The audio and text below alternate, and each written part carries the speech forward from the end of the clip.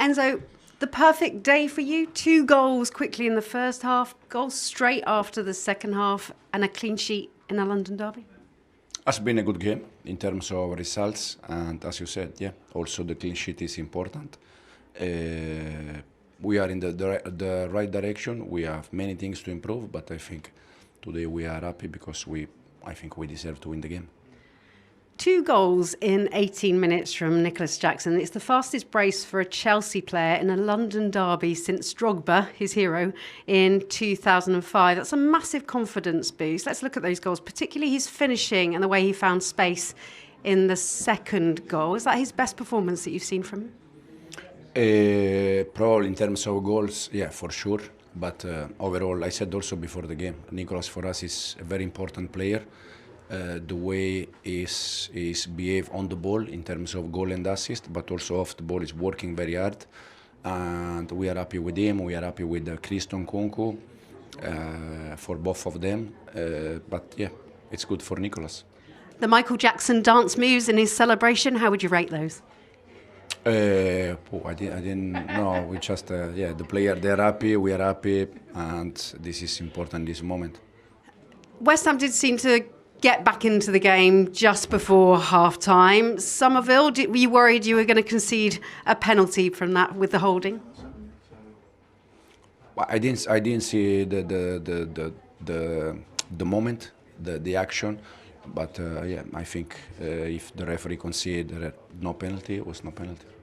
A fantastic team performance. Cole Palmer now directly involved in 11 goals in 11 away games in the Premier League this calendar year. Only Kevin De Bruyne has more. We know he's up for a Ballon d'Or, but keeps on producing. Absolutely. We are delighted with Cole. We are fantastic. He's doing fantastic with us, also this season, also last season.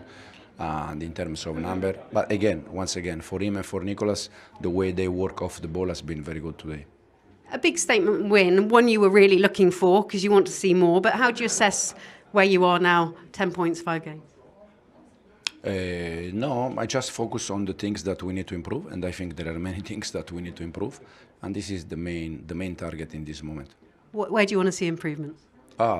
We can attack better, we can defend better, but we start just 2 months ago. I think we are in the right direction, and this is a long journey.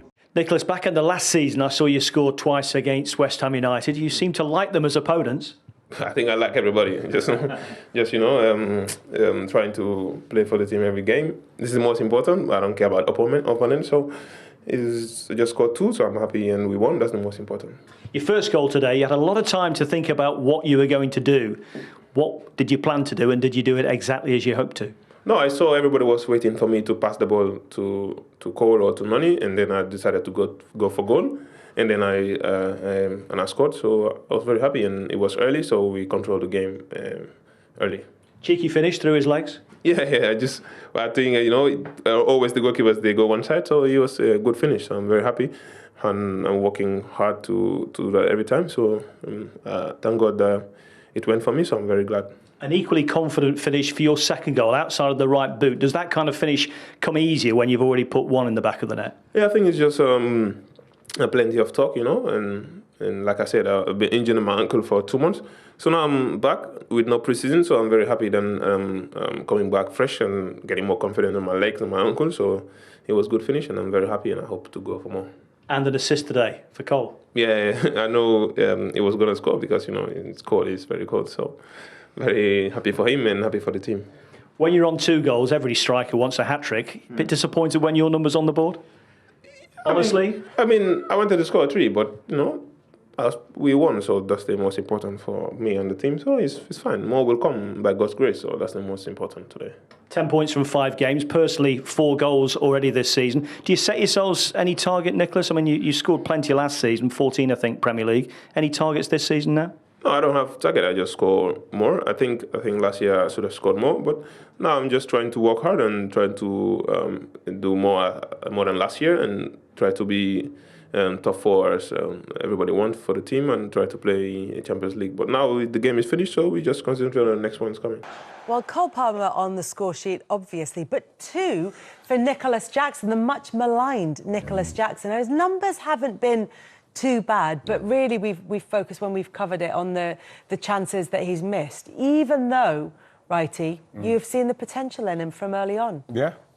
But when you watch him, excuse me, when you watch him and you see the capabilities, that's what you judge them. You judge them on, obviously, goal scoring, but when you watch what else they do, the tools he's got. Thank you. Yeah. When you see that, then you feel to yourself, well, when you see him finishing, you think, well, he could have done that. He could have done this better. Yeah. And this is why I remember a while back at Kells, I said, if he could, depending on his personality and what he's capable of, if he's working at that, he will be a problem for people because he's got pace, he's got link-up play. So good finish from him the other day. I thought West Ham were very poor, by the way, but a good finish from that. If he gets the right coaching around him, he could become prolific. What's the biggest asset he needs? Is that the mindset? It's the mindset when you get in there. It's something that, you know, you mentioned, like I always make, at the moment, I mentioned Harry Kane, Robbie Fowler.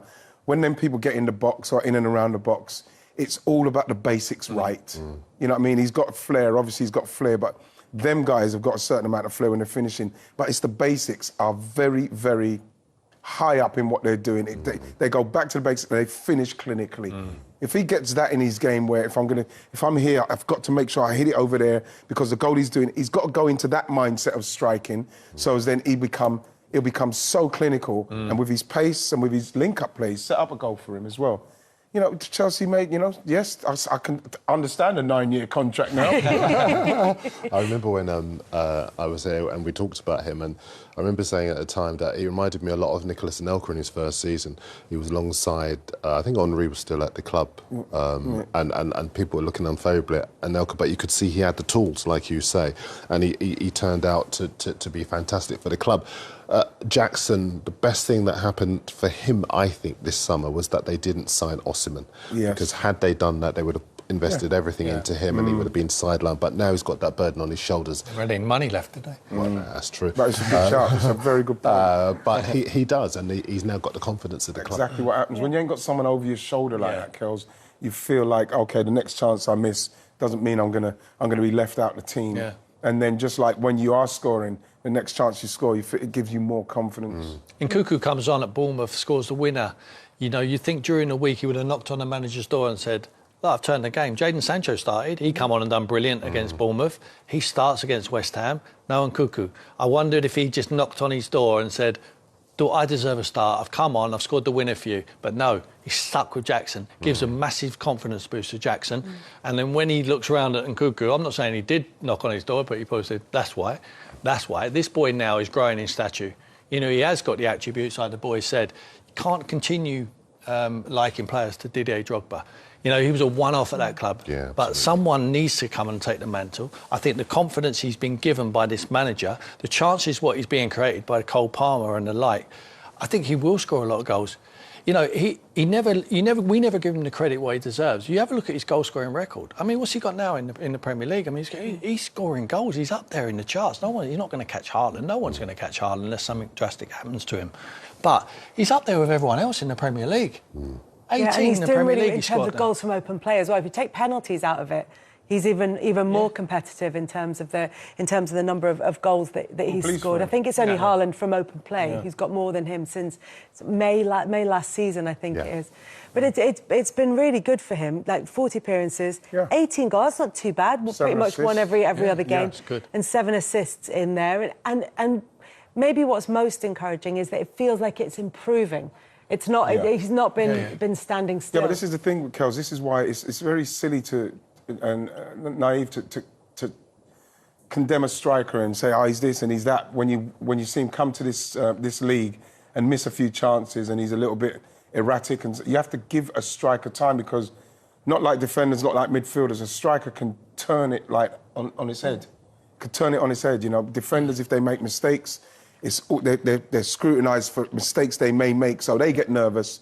You know, midfielders, you know what I mean? They get the same criticism. If they're not looking right, if they're not passing quick, if they don't turn and pass quick enough, they get that stick and say, they're not used to the Premier League. A striker, you can be up there, you could be playing poorly, but finishing well, and people will give you the opportunity to keep going. What I like about those goals is that they weren't tap-ins from close range. You had time to home in on goal, and you had to think about it, make the right decision, and both times he made the right decision. The second goal with the outside the right foot, even better than the first, and you could see the confidence kind of coursing through. Yeah. As poor as West Ham were, and I'm sure we'll talk about them another day in terms of the issues that they have, does it feel like Chelsea might just be clicking a little bit? Maybe. I mean, it's very difficult. I mean, it's a nice problem to have, John Maresca, but you've got so many players. I think it's such an unbalanced squad. Sorry, they've got a lot of players, a lot of number 10s, a lot of wide players. A lot of them won't kick the ball. But he makes big decisions. He's got a clear identity of how he wants to play. He's taken his group away, hasn't he? He's done what lots of people were suggesting. He has, and it's the only thing he can do. And he probably doesn't want to do that, but he can't have anyone with negative mindset coming into his group. He has to stick to the 25 what he's picked and chosen for the Premier League, and they're repaying him. I think it really helps when you get a solid back four. I think Gusto's out injured. He's a big miss. Disasi went in last week. He left him out again this week. But I think he's got good types in there now. And the more they play together, the more continuity you're going to get and the chances they create. And if Jackson starts scoring on a regular basis, as we've seen, his confidence is high at the moment, they could push up that table. I'm not sure what their target and their aspirations are. But Chelsea, you would think, over recent history, want to win the Premier League. I think they're away from doing that, but I think certainly top four should be in their target. I thought the only thing that would undermine it would be that defence, because it had been poor for a long time. But I think that's only their second clean sheet in 18 Premier League games away from home. Yeah. And that's a good sign. Obviously, they were fortunate to beat Bournemouth 9 days ago now, because Bournemouth had the penalty, they missed it. Had they scored, it would have been a very different game. But they had a clean sheet there, the clean sheet against West Ham, and they're starting to click. This looks relatively, and I know Brighton are, not the easiest team to come up against. They've got the Liverpool game in there, and Forest can cause teams problems on their day. It just doesn't look like the worst run of fixtures for Chelsea over the next few weeks, though, does it? It doesn't, no. And what you see with Chelsea is that they're starting to click in a way that if you turn up like West Ham, they go to West Ham and that's what West Ham are with Palmer, with Jackson in that kind of form, with Sancho, with this new lease of life, with everything with Caicedo, the way they're playing. Yes, they have to get some more familiarity in that back. They will dismantle teams. It depends on what we see when they play against the City and Arsenal and how they set up. We'll find out more about Maresca. But in respect of everybody else, Chelsea now are a team that's coming. You can see it, and you can see it in the manager as well. It might well be coming for Chelsea, and not a minute too soon as far as the Chelsea fans are concerned. But Enzo Maresca might well be the man who's managed to knit that huge squad together at Chelsea, certainly the ones that he's working with anyway.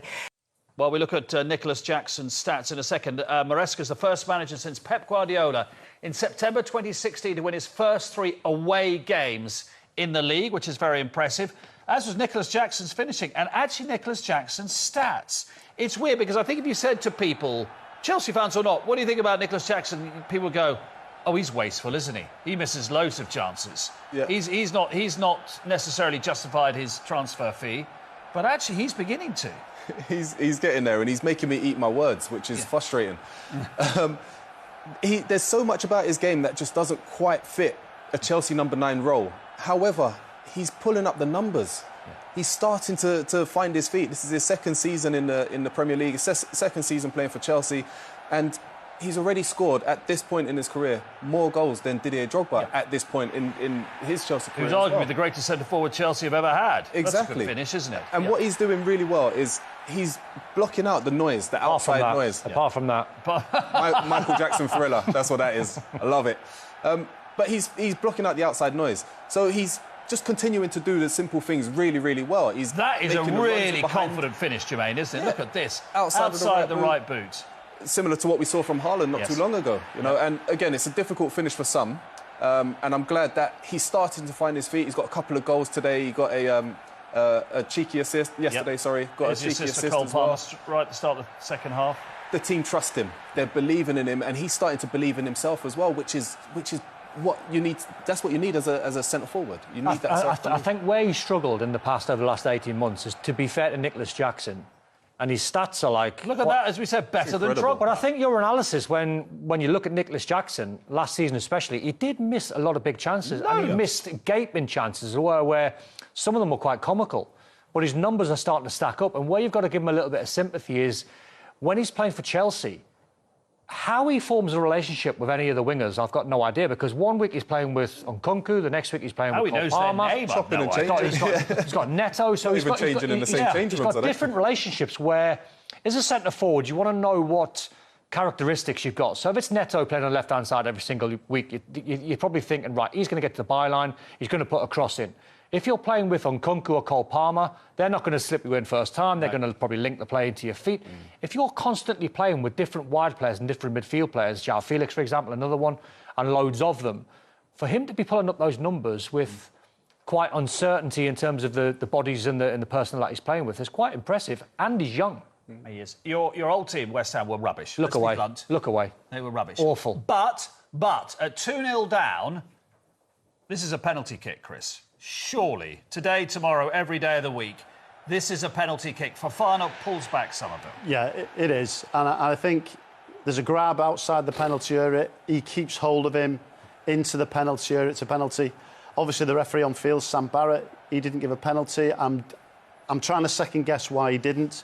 Did he feel as though it was an over-exaggeration? Doesn't matter. It's a penalty. It was checked by the VAR. Well, that's the worrying bit, is it? Maybe Sam Barrett couldn't quite see, wasn't quite sure, but this is why we have VAR, Yeah, surely. I mean, the VAR looked at it, obviously stayed with the referee's call, but I think if he'd have recommended a review and sent him to the screen, we certainly would have had a different outcome. I'm never really a fan when we say anywhere else on the pitch, that's a foul. Yeah. But this is literally anywhere else on the pitch, you are going to give a foul. It has to be a penalty. It has to be. There's no other conclusion.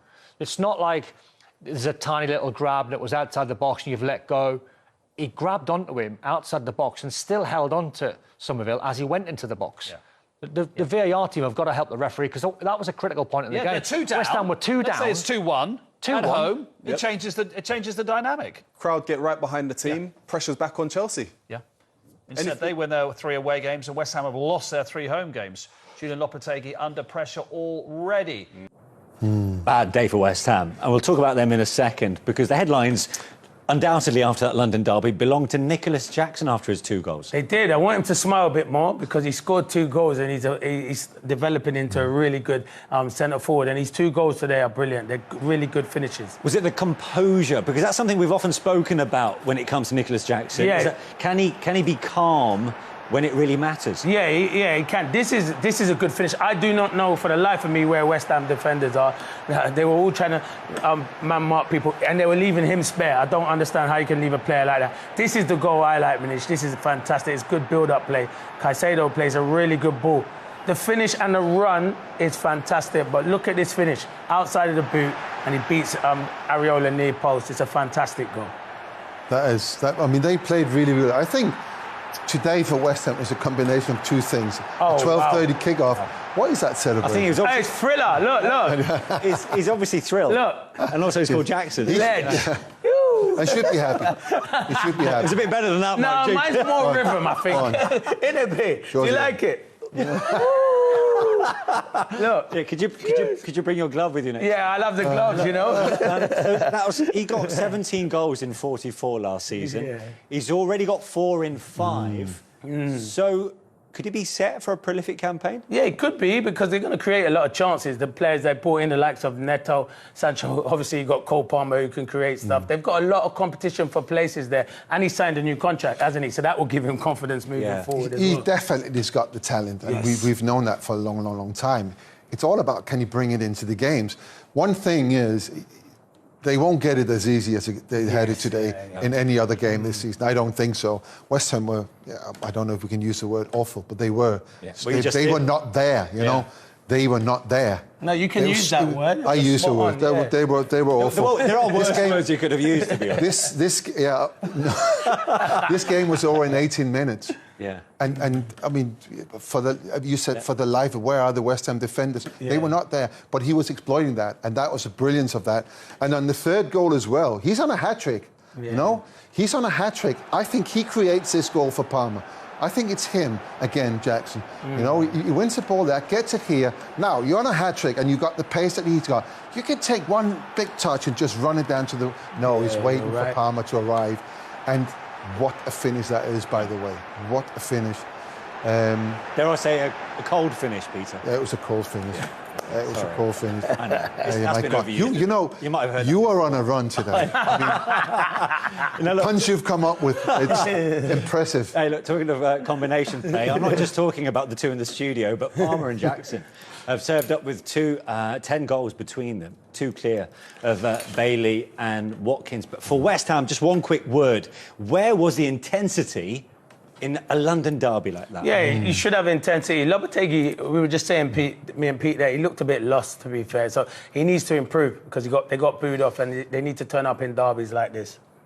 I think, I know it probably is an excuse that people will understand that well, but playing at 12:30, sometimes if you have 2-3 players not turning up at 12:30 and, you know, start with the wrong foot, then it's really, really difficult, and especially against a team like Chelsea, who away from home has been fantastic this season. Yeah, absolutely. Nicolas Jackson, the man of the match, and a well-deserved man of the match award there. He certainly deserved it. And those two have become quite the force, actually, since they've been playing in a Chelsea shirt together. You can see the most Premier League goal contributions from 2023 to 24 to the present day. And they are top of the table with 10. They're becoming quite the partnership, Mo. Yeah, they are. I mean, and it's understandable, you know, Jackson playing as the main focal point now, and of course we all know what Cole Palmer's all about. I mean, he's just been incredible last season. He was absolutely brilliant. So that is a lethal combination in there for Chelsea, and they'll want to keep that continuity. That's a team that, yes, they've got a big squad. Yes, they've got people to come in and change the team if they're struggling. But I think in the main, you know, the manager now has got a nucleus of the players he wants to start. And, of course, he's not going to change much if they keep winning as emphatically as they did today. That was a good performance today. So Chelsea might be onto something. You know, we all have said so many times in recent seasons that it's just all, you know, they get a little bit of consistency and then it all gets ripped up again. But all of a sudden, you know, it's been a really impressive start to the season. They've been beaten by Manchester City. That's no problem there. I mean, most teams do. Apart from that, they've been pretty much perfect. They have, and with all the noise and the questions around their number 9 in that position, something we spoke about at the start, Nicolas Jackson, he delivered, and very early on in the game, in 4 minutes. Yeah, I mean, he spoke there and he said that, you know, if you score early, then you get a chance to control the game, and that's exactly what happened. But, I mean, in terms of West Ham, they went from, you know, in Chelsea's sort of like final third and then, you know, conceding a free kick, and I just felt like they just switched off. You look at Wan-Bissaka's position there, sometimes can he be more tucked in, you know? It's sort of like he's in the wrong position. And Nicolas Jackson, to be fair to him, he knows that there's that space there for him to run into. But even when you get it here, he probably can't believe the space that he gets, because even when he gets you think, okay, then he's not really going to get into the box, because, you know, the West Ham, you know, defenders should come across, they should cover and get across the pitch quicker. It doesn't happen, but fair play to him. It was a good finish when he got there. Yeah, I thought Alvarez was pretty slow here. I thought he could keep Jackson going out wide, but he just didn't have the pace to. The other thing I never mentioned at half-time, actually, I don't think the goalkeeper's covered himself in any glory then. You shouldn't be scoring from there. No. I mean, I've bared down on goalkeepers loads of times like that. I know what I don't want to confront, and it's certainly not that. If a goalkeeper's coming and opening his legs and giving you an out, well, thanks very much, I'll take it. I'll just place it through your legs. Really, you shouldn't be scoring from there. But this is a lovely goal as well. Great finish from Jackson. We see Cucurella in the middle there, creating the overload, so there's always one spare man. It ends up being Caicedo. And again, I don't know what Alvarez is doing here. Look at him. Why does he gamble and go past Jackson? He's got no pace. Look at him. Why? I just don't get it. You give yourself a couple of yards. You certainly don't jump in front of him. I think this is why teams do that, don't they? This is why, you know, people ask the questions about, you know, fullbacks going into midfield. I think if you do that, you do it right, and you create that overload, and you create like a box in the middle of the pitch for moments like that. But the finish that Mo said there was fantastic. But that's what happens when you're confident. You know, you go through on goal. We just knew that he was going to score. Yeah, and he is full of confidence, isn't he? Let's have a look at 3-0, Cole Palmer. We said that he is one name that is guaranteed to start, and this is why. He delivers. Yeah, again, we made the point at half-time. Wan-Bissaka in a forward, in an advanced position, and again, Chelsea can attack. Look, all that space in the left-hand side. Cole Palmer does really well. He notices early that he's got to make an overlapping run. Again, defensively, why are they trying to nick the ball all the time? They keep conceding themselves. They just keep giving themselves away. All of a sudden, they're one man down because they're too aggressive in trying to win the ball. Just let Jackson touch it. Let him go back. Keep your shape. But no, they commit themselves. But this is a lovely finish. I was saying to Jermaine when it went in, this is a finish that's probably not used enough. And that angle, going high and near post, is impossible for the goalkeeper. It's amazing a really good finish. You know what's interesting? Even looking at the goals, and you see how much space Nicolas Jackson had. Not just him, the forward players to run into. I can't remember seeing Wan-Bissaka playing like that ever. No. I can't remember the amount of times I've seen him actually running back towards his own goal. You know, he's never probably played like that before. You know, I think with him, you speak about 1v1 defending, he probably has to stay in his position and make it a little bit difficult. But it was weird how high he played, and in certain moments as well, he's actually been inverted, playing inside. If you're West Ham, if you're the manager, if you're the recruitment officer, if you're whoever you are at West Ham, and you're wanting a fullback to play in this, the last person you go and buy is Wan-Bissaka. Yeah, don't get me wrong, I think he's probably the best right back in terms of defensively in the country, in the Premier League. But if you're going to ask somebody to get up wide and high and come inside and start playing, central as well, then I don't know why you would get Wan-Bissaka. That's not his game. His game is plugging the gaps, is not letting anything past. He's a brilliant defender. He's not brilliant going forward. Yet they're utilising him in totally the wrong way. It's a very strange buy if they're going to utilise him like that. Yeah. OK, let's now analyse Chelsea in transition. What did you notice about this, Michael? Well, one, that West Ham were really poor in transition, but two, Chelsea pounced with numbers and with pace. I mean, there was so many times, Jermaine referred to it before, there was 4v2, 5v2 sometimes. They could have scored so many more, particularly in the second half. And I get it. West Ham are trying to get back into the game. They're going to commit a few bodies forward. But look at that. That's 3v1, that one. I think if you are going to do... sometimes a lot of teams, they're actually more vulnerable when they've got the ball. So that means as soon as that ball changes hands, as soon as the ball turns over, you have to sense danger. And I think Chelsea, it was like every time the ball broke down, the transition was so quick and fast and efficient that they got into the areas. That's where the goals come from. But in terms of West Ham, I think if you are going to play that way, sometimes the balance behind the ball's got to be important, because as soon as you lose possession, then you're so vulnerable to the counter-attack like you've seen today. You'll see that happen quite a lot as well. When teams get an early goal, and you mentioned control of the game, Jermaine, Chelsea, of course, scored 2 quite early goals. All of a sudden, they're in control. Yeah. All of a sudden, it's like, come on then, come and take your risks. We've got so much pace on the counter-attack. And then you just play into their hands. And sometimes it's almost inevitable, because what can West Ham do? They can't just sit back themselves and pass it around them. They've got to sort of commit. They've got to get back into the game, and you just play into. And that's the beauty of scoring a couple of goals early on. You just control. You're in total control of the way the game plays then. From West Ham's perspective, we saw that the fans were obviously disappointed. A few of them did leave quite early as well. What is it that needs to be done now? How can we see a better performance from West Ham? What does Lopetegui need to work on, really? I think if you look at the team, we spoke before about obviously Wan-Bissaka, seemed like he was in the wrong areas. I think just a little bit of structure, to be honest. I think, it's so important in that, because you can talk about tactics and systems and stuff like that, but within that, you need structure. Structure when you got the ball and structure when you lose it. Like, obviously, managers at this level, they know that. But it's important to understand who you're playing against, because I think if you are playing against a Chelsea team where they're quick on the counter-attack and they've got quick, dynamic players, then for me, it doesn't make sense for me to sort of like vacate those sort of areas for Nicolas Jackson to run into. But like I said, listen, it's early days, early this season. I'm sure they'll be okay. But, on reflection, when you watch this game today, I'm sure there'll be areas that they need to improve on. And West Ham have got some really good attacking players, haven't they, that actually can probably make something from nothing. I think last season and previous seasons under David Moyes, it was quite boring and quite structured, and you would love a fullback to go and join just to help out the attack a little bit. Actually now, I look at West Ham and think, do you know what? If you leave the attacking players and one or two of the midfield, Paqueta and that attack, between them, I think they can cause trouble. I don't think they need to risk anything at the back by committing the likes of Wan-Bissaka into areas he's no good at anyway. So I think it's quite a strange balance at the moment. But I think they've got the players there. He's just got to shuffle his pack in the right way, tactically, nail it a little bit better. But in terms of players, I think they've got plenty of them and plenty of quality to do okay. They have got, and they've got a lot of good players in that wing position, haven't they? They've got good wingers, as have Chelsea. Let's just wrap this up talking about Chelsea for a moment, because it has been a really big win and quite a statement today. They will take a lot of confidence from this. Yeah, I think so. I think winning like that and, you know, winning the game early, getting it done early, and then you look at, you know, full control. I think the way they played from the beginning with the intensity, with and without the ball, the goals that they scored, you know, the subs that they brought on. Yeah, I mean, when you score 2 goals as the number 9, you come off after an hour, you know, to bring someone else on, then you know the strength in depth. But I think it is a statement.